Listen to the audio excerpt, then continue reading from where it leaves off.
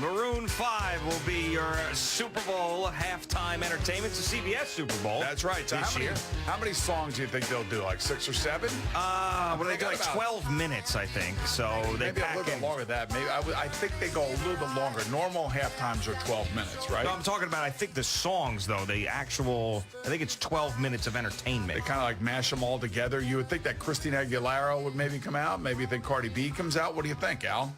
Yes, that. They will mix all their songs. They'll do a medley, and they'll have celebrities. Wiz Khalifa's involved with Maroon 5. They did a song together, right? Wiz Khalifa, I look forward to that. How about Kendrick Lamar? I like that as well. Oh, yeah, that'd be a good one. Yeah, that'd definitely be a good one. I mean, Maroon 5 really isn't a band anymore, right? It's like Adam Levine and a bunch of guys that pretend to be playing instruments behind them. I mean, I think that's really what it is. Well, it looks like they, like that first record that I just played, they had like rock songs on it, but now it's very poppy. Yeah, it's all poppy, and it doesn't even. Sugar, and that's why it fits. You're sweet. Oh God, no. That's a good song. I like that one. Sugar, I like that one. I didn't realize, though, looking at their music, a lot of explicit lyrics. Oh, they're gonna have to clean that up. Yeah. How about Moves Like Jagger? That's a good one. What if they brought out Mick Jagger from Moves Like Jagger? Girls Like You with Cardi B, maybe. I'm telling you, they have to. People are going to be expecting that. They have to bring out Mick Jagger from Moves Like Jagger. No, they're not going to bring him out. Well, why not? I mean, because it's almost like Weekend at Bernie's now. I don't think so, man. He could still move, that Jagger. He could still move. That would be he awesome. Weighs about, $125? Very thin. Right. Al's like the radio version of Mick Jagger. Yeah. Better that than Keith Richards, I guess, right? All right, WFN's toll-free line is 877-337-6666. Brought to you by Mohegan Sun. Full of action, full of possibilities, full of life. Let's get to Peter in Westchester. Pete, what's happening, brother?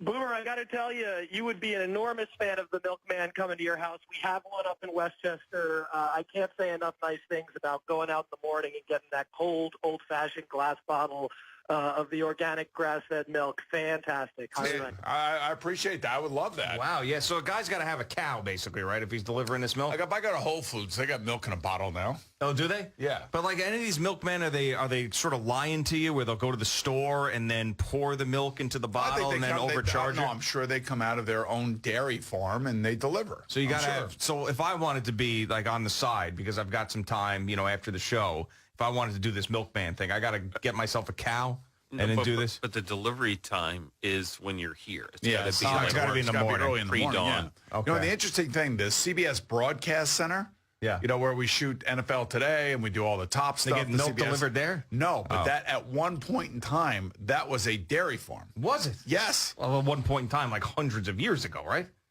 No, 10 years ago. Well, I didn't know. I mean, like, probably like 1840s, I would guess. Yeah. Wow, look at that. Dairy farm, milk delivery. Let's go to Chris in Farmingdale. Chris, what do you got, brother?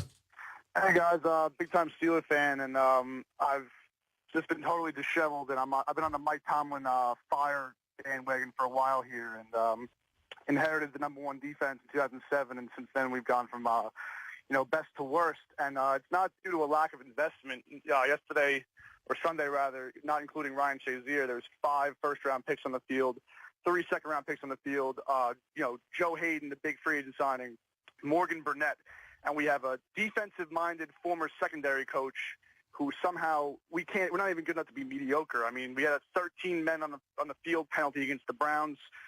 No one knows what coverage we're playing. There's no communication. We're like, another lapse in communication. I mean, it's embarrassing. I mean, Big Ben's out there diving to the goal line, doing everything the Giant fans wish he liked to do, selling out for the team, and the defense, I mean, it's like 4 plays, 80 yards, touchdown. Yeah, but Chris, you know that this is abnormal for that Steelers defense. Usually they're a top 10 defense. Right now they have been awful. They did face Patrick Mahomes. Yeah, I know they weren't great.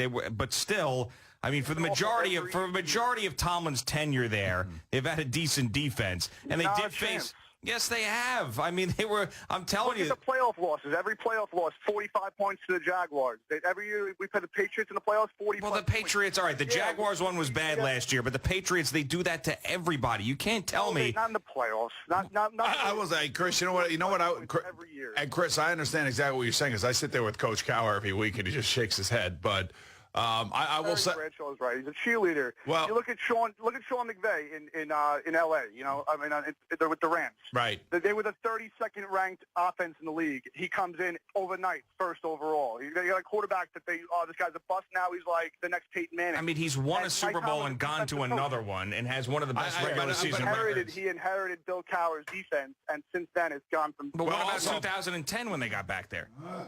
Yeah, they got back there with the same players. They were getting old, and they got torched in the Super Bowl. You know what? Like, those players are gone, and they've never been replaced, and it's not due to a lack of investment. You got all the players there. You got a Bud Dupree. You got T.J. Watt. They're all these great players individually, as Mike Tomlin would say, high pedigree guys, but yet no one's on the same page. We haven't learned how to play defense yet. This is like 6 years in a row. Yeah, it's a mess this year. It's a mess defensively this year. And he's right about these first-round picks. There's some of these guys. I was just going to say, though, the biggest problem, I think, is just the perception that the players are not held, accountable, like, of what's going on there. Like this whole thing with Antonio Brown this week. I mean, what the hell is that? I mean, like, all right, so you got Le'Veon Bell holding out. You got his players or his teammates, basically calling him out for not being there. And then you have Antonio